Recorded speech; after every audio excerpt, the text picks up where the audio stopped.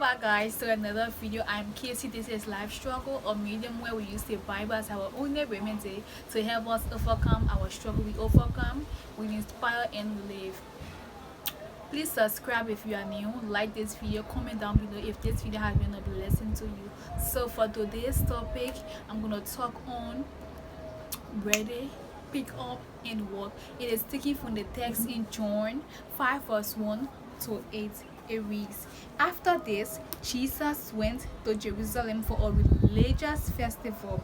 Near the sheep gate in Jerusalem, there was a pool with 5 porches.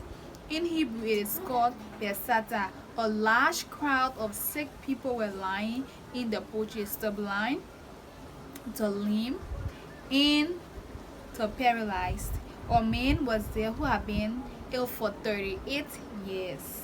Jesus saw him lying there, and he knew that the man had been ill for such a long time. So he asked him, do you want to get well? The sick man answered, sir, I have no one to put me in the pool when the pool is being stirred up.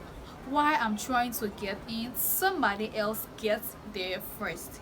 Jesus said to him, get up, pick up your mat, and walk. Here's the story I want us to look at today in this video. So the first thing I want us to notice that there is nothing like coincidence with God. Ecclesiastes says everything that happens at this world or in this world happens at the time God chooses.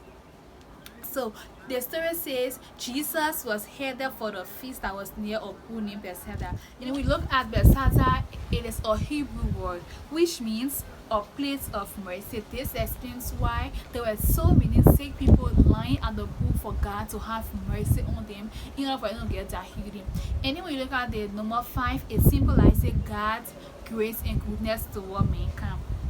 So the story tells us that there were so many sick people lying at the pool to be healed, which show us that we are sick in different areas of our lives. We all need healing, whether you admit it or not. We all need healing. So when we are to take it a step at a time, when we look at the blind, the lame, it's like the paralyzed. The first thing is the blind. Some of us, we are blind. We are blind spiritually. We fail to acknowledge God and His truth as our Lord and Savior. So the fact that we refuse to acknowledge God makes us to be blind spiritually because we find pleasure in doing the things that God is against. For the lame, some of us, we are deficient in certain area of our life, yet and still we act organized just to prove or point to others to think that we are so much hope. Behold, we are pretending to be what we are not. Paralyzed, most of us have been stuck in certain areas that we just cannot move past. We have been paralyzed physically, mentally, emotionally, and even spiritually. So physically, let's say for an example, you have encountered an abuse. So someone have raped you or something likewise. The moment you see something familiar about to happen, you run for your life. An emotional paralysis is this: you have been in this relationship where you give your all, you give everything you have, and all of a sudden this one just walk out of your life. You vow to yourself that I will never let someone walk out of my life just like that again. So instead of you just loving on another person, you build that barrier around you. So in short, you have been paralyzed emotionally, spiritually. What do I mean? Let's say you were in this situation and you needed God to answer somebody the way you wanted Him to answer. So the fact that He didn't answer in the way you wanted Him to answer, you felt frustrated. You know that time is not an issue with God. In 2 Peter 3 verse 8, it says, a day with the Lord is like 1,000 years, and 1,000 years like a day, which explains why Jesus waited for 38 unbroken years before He showed up for this man. I know it can be so frustrating to keep praying without any form of answer, but I can tell you that Jesus knows your mood, He knows your thoughts, He knows your desires, and trust me, He's going to come true for you. So instead of saying how long it has been that He has not answered you, how long it has been that you have not heard from Him, I want you to evaluate yourself and see why it's taking much longer than is expected. Try to evaluate your life, your pattern. So don't give up now, because in due season you will harvest what you have sown. Another point is this: you may even be the problem. Jesus asked the man, "Do you want to be healed?" That was a yes or no question.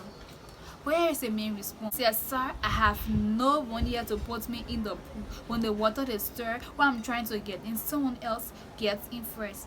Isn't it funny how we answer a yes or no question with an essay? We always want to justify our actions. We always want to find excuses for our wrong. The problem with most of us is that we are indecisive. We don't know what we want. James 1 verse 8 says, "A double-minded man is unstable." That is the reason why Jesus asked him, "Do you really want to be healed?" The man got so used to his situation that he just felt complacent, he just felt relaxed in it.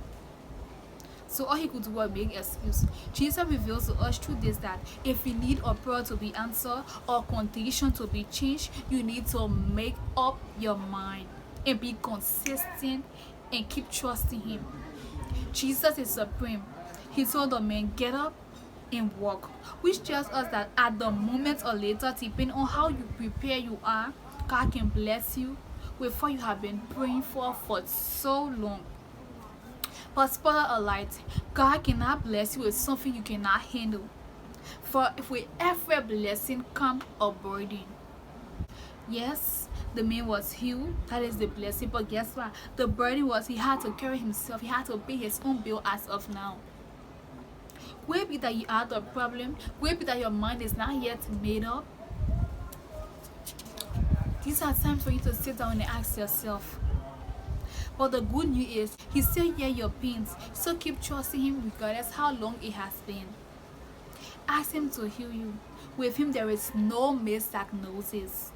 So get ready to pick up your stuff and walk with the joy of the Lord. He loves you.